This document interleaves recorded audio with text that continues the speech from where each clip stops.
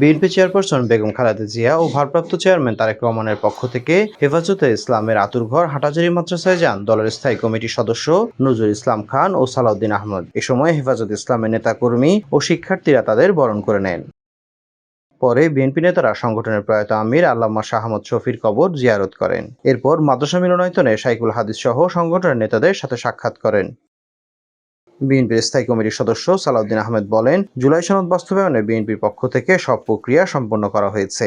শীঘ্রই রাষ্ট্র গঠনে ফ্যাসিবাদ বিরোধী শক্তিগুলোর ঐক্যমত্যের ভিত্তিতে জুলাই সনদ দেয়া হবে বলেও আশা প্রকাশ করেন তিনি।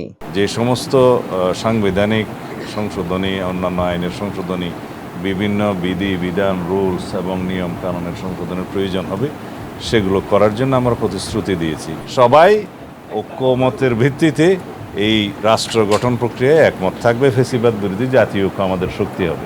এ সময় দলের স্থায়ী কমিটির সদস্য নজরুল ইসলাম খান আগামী ফেব্রুয়ারিতে জাতীয় নির্বাচন আয়োজনের বাধা দেখছেন না বলে জানান। নির্বাচনের পথে কোনো বাধা আছে বলে আমরা মনে করি না। আমরা আশা করি যে খুব শিগগিরই সরকারের পক্ষ থেকে নির্বাচনের ব্যাপারে একটা দিক নির্দেশনা যাবে। পরে সংগঠনের নেতাকর্মীদের সাথে জুমার নামাজ আদায় করেন। এ সময় দেশকে এগিয়ে নিতে সবার সহযোগিতা কামনা করেন বিএনপি নেতারা। নাইমুল ইসলাম, বৈশাখী সংবাদ, চট্টগ্রাম।